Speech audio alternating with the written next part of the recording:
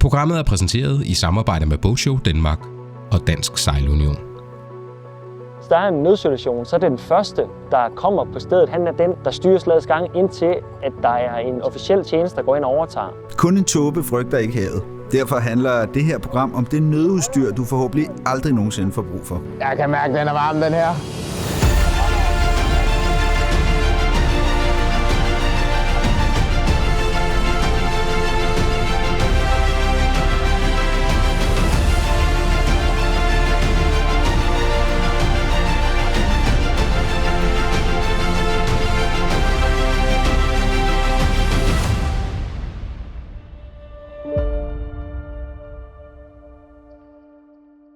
Skulle vi falde over bord, få bomben i hovedet, et eller andet, ikke?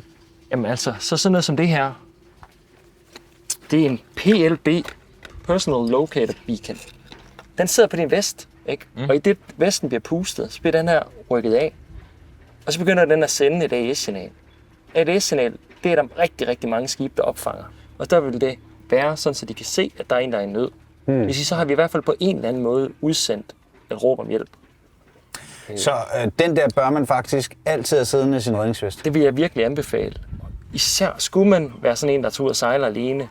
Man tænker, at jeg skal bare lige flytte båden fra en havn til en anden. Ikke? Der er bare ikke nogen, der sætter fat i vandet. Nej. Og båden sejler bare videre. Ikke? Så er den faktisk vigtigst, når man sejler alene, fordi man kan sige... Den er allervigtigst, når du sejler alene. Fordi ellers, så er der nogle andre ting. Ikke? Så kan skibet jo være udstyret med en VHF, altså en radiostation. Og så bør man jo kunne alarmere. Hvis ikke man bare kalder altså et mayday ud, så kan man jo kalde Lyngby Radio, som er den farvandsovervågningstjeneste, der sidder der og lytter hele tiden og tager imod altså forespørgsler for skibe. Der sidder simpelthen nogen døgnet rundt. Der sidder nogen, du kan altid kalde Lyngby Radio på kanal 16. Og sidder de og lytter, ikke? Ja. Er det bare mayday? Ja, så der er jo, hvis du går op og tager certificeret undervisning, for eksempel op på Martek, ikke? Så kan du få et rockkursus eller GUC. Det er sådan lillebror, storebror.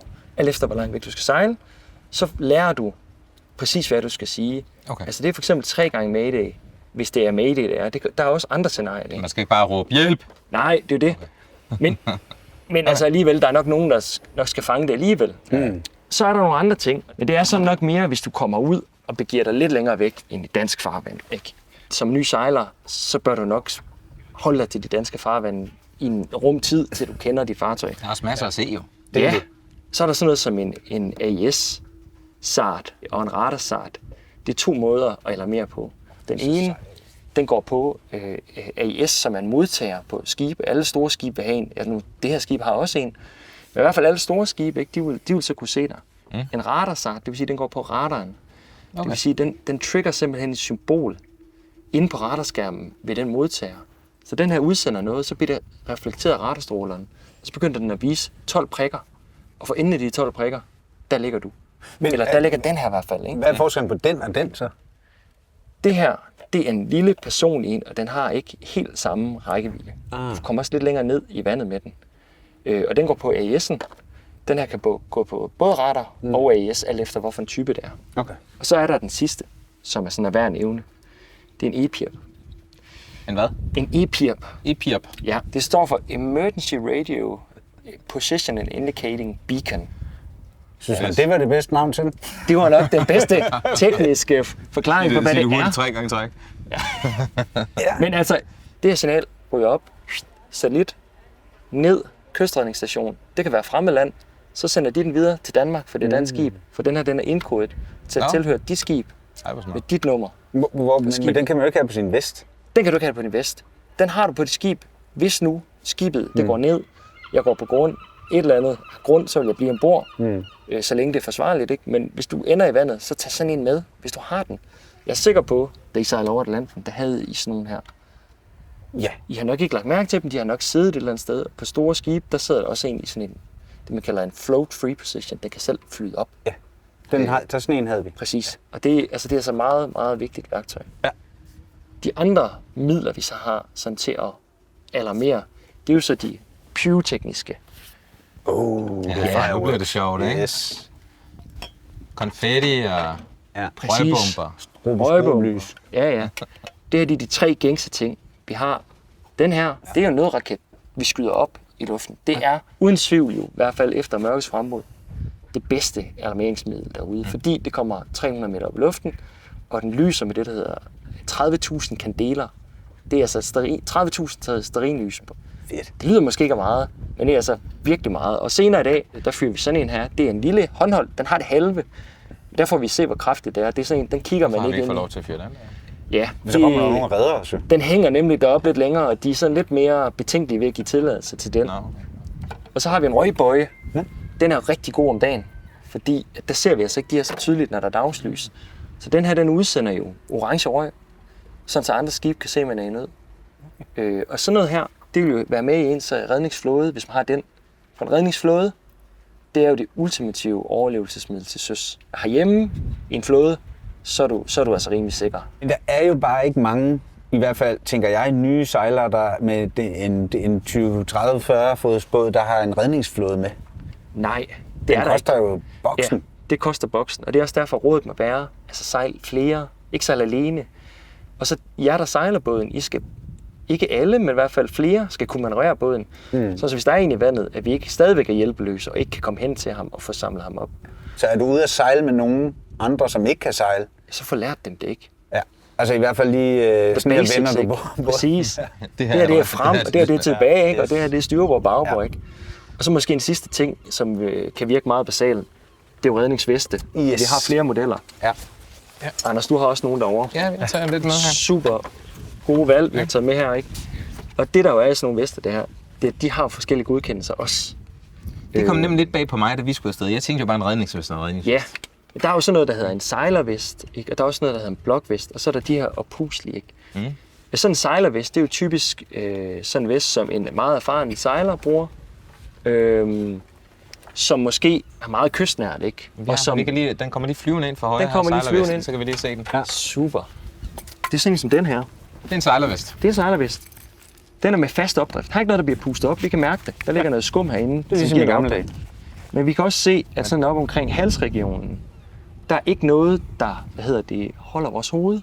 Det vil sige, den her, hvis du er bevidstløs i den, og ligger med hovedet i vandet, jamen så bliver du ved med at lægge med hovedet i vandet, så ved vi godt, hvad der sker over tid. Ja, så dør vi. Ja, og det er jo det, vi skal undgå. Det skete faktisk i dansk farvand for ikke så lang tid siden. Der er faktisk en tysk familie i år, der har været udsat for det, hvor manden han får bomben i hovedet, ryger i vandet, bevidstløs, med hovedet nedad.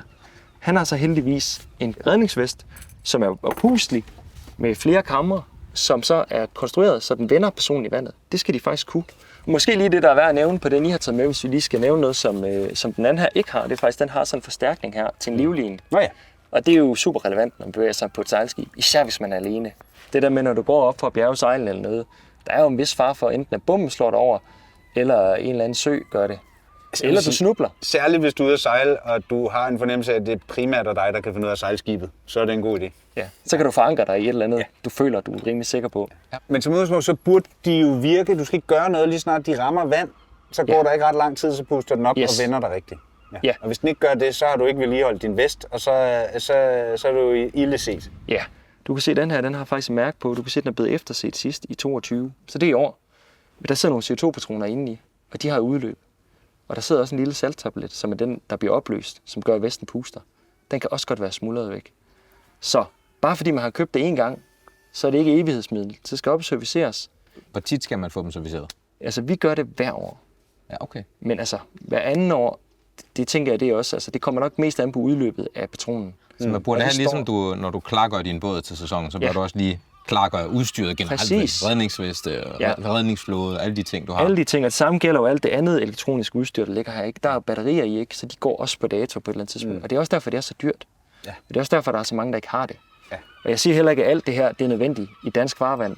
Men det er nogle overvejelser, man bør gøre, og det er noget, der sikrer en rigtig godt derude. Lovgivningsmæssigt er der jo, der skal du have noget i forhold til noget nødblus og noget, ikke? Du skal have raketter og håndblus og sådan noget. Og et horn. Og et horn, ja, til at signalere. Er der et sted, man sådan lige hurtigt kan se, hvad det er, man skal have ombord på båden? Altså, hvis du går ind på Søfartsstyrelsens hjemmeside, så kan du finde information derinde om udrustningskrav til skib. Ja. Det ligger faktisk også på Retsinfo. Okay. Der må også være noget med vægt. Ikke fordi, men... Jo, der er selvfølgelig noget med, hvad vægt de også kommer. Du har ikke lavet endelig at snakke om min vægt i nu, du har ikke. Møgen. Det nytter jo ikke noget, du har inde på, der kan klare til 60 kilo, når du vejer 100, vel? Nej, du kan se, den her, den hedder over 43 kilo. Så det er alt derover. Er der nogle specielle til store egoer? Det er bare, vi har Felix med.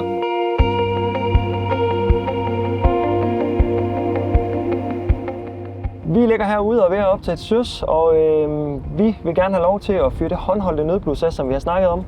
Og en røgbøje. Jeg giver kald, når vi er færdige. Tak skal I have. Hej. Så er vi tilladelse til at teste. Vi har tilladelse til at teste, selvom vi ikke er nød. Jeg har taget et håndholdt nødblus med. Ja. Det skal vi have testet. Det skal være i alle både. Det skal være i alle både. Yes. Og en røgbøje. Den her er jo især god om natten selvfølgelig, fordi den lyser meget kraftigt. Rødt lys. Det får vi at se. Den her er især god om dagen. Det er op til jer. Jeg tager røgen. Det er også du tager røgen. Ja. Så tager jeg bluser. Og det skal ikke være samtidig, vel? Nej. Vi kører det separat. Okay, så det er egentlig en natteting, og det er en dagsting normalt, ikke? Godt. Helikopter er rigtig glad for den her, for så kan de også se, hvor vinden blæser tæt på havets overflade.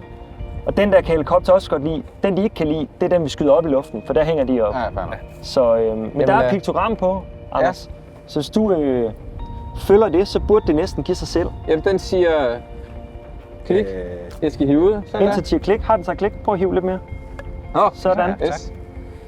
Og så skal man dreje den der. Ja, så skal man ikke lige unscrew. Nu. Det må du godt. Du må godt skrue den af. Du er så dum. Vi skruer. Sådan der. Ja. Godt. Så stiller du dig derhen, hvor vi har angivet det. Hvad med vind, Thomas? Skal jeg bare trække? Nej. Altså, hvis vi faktisk kigger, vi har faktisk et rigtig godt indikator herover med Dannebrog, der svejer. Ja. Så jeg vil trække den ud i din venstre hånd. Så herover. Og så med min højre hånd vil jeg trække splitten, og så vil jeg holde den så langt ud i strakt arm som muligt, og så vil jeg ikke kigge på den. Alle mand klar? Ja.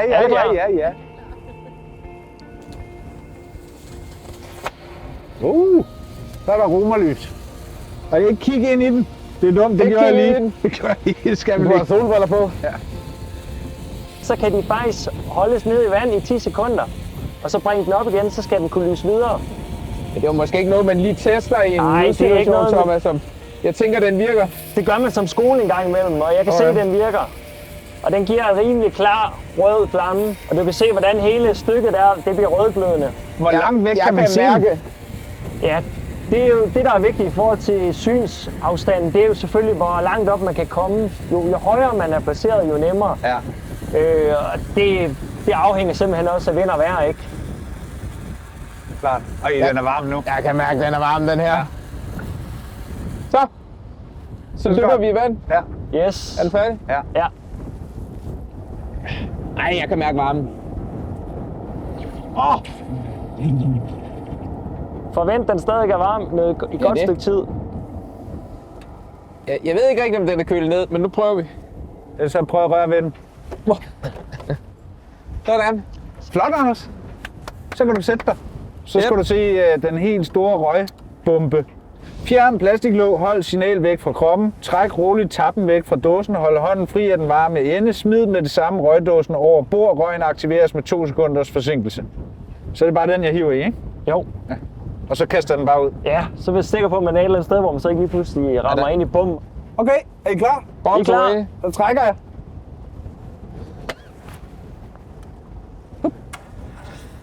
Sejt. Så er der røg. Man fornemmer, at vi har en stikvind den vej. Ja. Der er ikke meget, der styrer op. Så det er en rigtig god indikation for en helikopter. For det er jo sådan det ultimative, når man er nødslidt, ikke? Det er jo muligvis den her helikopter, der kommer og redder en. Ja. Og så vil de gerne højste en op og bringe en i sikkerhed, ikke? Og så er de meget interesserede i vindretningen. Og hvis der er andre skibe i nærheden, er man så forpligtet til faktisk at sejle efter det her? Nu har vi jo meldt det, men normalt.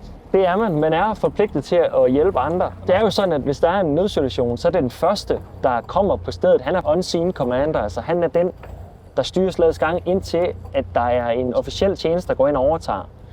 Okay. Og så koordinerer de jo med de forskellige skibe og fortæller for eksempel i hvilke søgemønstre man skal søge efter nødstedte. Ja.